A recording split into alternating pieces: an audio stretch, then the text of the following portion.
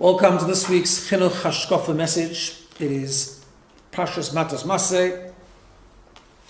We've come from Parshas Pinchas, and of course, it's the 3 weeks. So I wanted to just focus a little bit on the 3 weeks. I think as parents, it's important that we talk to our kids about what 3 weeks means on two levels. We need to understand, of course, that when it comes to the 3 weeks and the Avelus and the mourning for the Beis Hamikdash, this is something fairly abstract, something that children particularly do not see in front of them, and it's part of the chinuch that we need to give them to talk about it on both levels. First of all, the fact that we have restrictions during the 3 weeks. We're coming now to the 9 days. The Shabbos is part of the 9 days already, and we don't have meat meals in the house and don't drink wine and so on and so forth.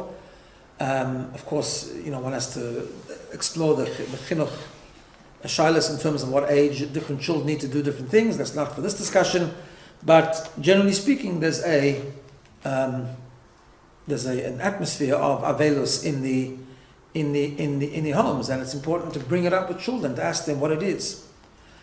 What are we doing? Why are we doing? Because part of the idea is that we lost the Beis Hamikdash. All children sing She'ibana Beis Hamikdash. They know the song. What is it all about? So we need to talk about the Beis Hamikdash. We need to talk about what happened when there was a Beis Hamikdash. What happened when the Yidden brought karbonis and they had what we call the Gilui Elokus, the revelation of godliness, the greater awareness of serving Hashem properly, and why it's so important, and why do we sing She'ibana Beis Hamikdash, and what is it that we lost that when we talk about the Churban of the Beis Hamikdash? But of course, that has to connect to the idea that we use the 3 weeks also as a time to be mechazik our emunah in Bias HaMoshiach. Moshiach is a word, and of course everyone understands Moshiach comes, and children sing, "We want Moshiach now," and so on and so forth. But it's also important sometimes to talk about the emunah in Moshiach. All the Yud Gimel Ikrim, all the 13 foundations of emunah are things we need to discuss. So the 3 weeks is a good time to talk about coming of Mashiach and Tchias HaMesem, to really talk about what the Rambam tells us, that we have to be minded, we have to believe in the coming of Mashiach every single day, and we have to be what the Rambam calls mechake lebiyosei, to expect his coming. And what is going to happen when Mashiach comes? The idea that we say in davening when Mashiach comes, we're going to be able to serve Hashem properly, we're going to bring karbonis, we're going to have a Beis Hamikdash, we're going to go to Yerushalayim, and we're going to learn Torah, as the Rambam says. It's going to be a world filled with Torah. And to share with children, to discuss it, of why that's exciting. That's an exciting concept. We need to talk about it on the level of the way the children understand things. Because we need to show an example of how learning is an exciting thing. And imagine when Mashiach comes, we're able to learn all the time. We're able to understand Hashem at a much, much greater level. One of the little interesting things you could talk about, it's interesting, this coming week is just a little Varteria we can just to spark a discussion. This coming week is Matos Masei, but only in Chutz La'aretz. In Eretz Yisrael, it's Masei. Now the reason is, of course, because at the end of Pesach, we got behind the Parsha because our last day of Pesach was Shabbos, and in Eretz Yisrael it was already the next Parsha.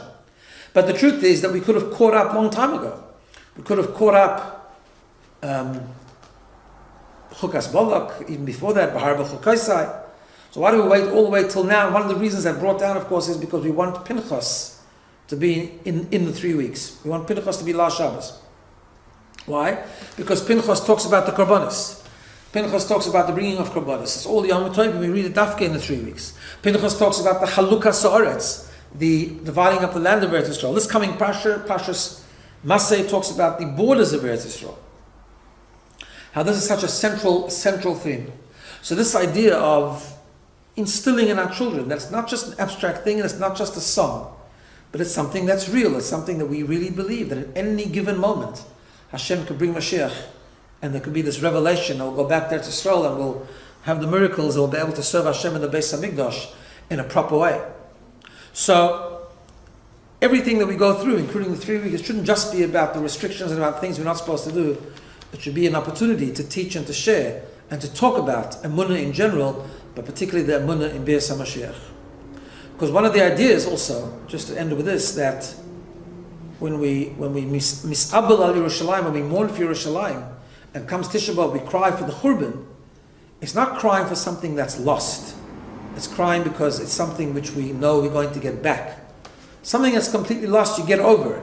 We never get over Golus. We never get over not having a Beis Hamikdash because we want it back. We know it's waiting for us just to be revealed. So I just wanted to point that out this week, that we should use it out in many different ways. Everyone can do their own sort of research and share, but we should use it out to talk about Emunah particularly in Beis HaMashiach, Emunah in Tchias HaMesim, and Hashem should help. Yehovchu Yomim Elu l'sosein u'lesimcha.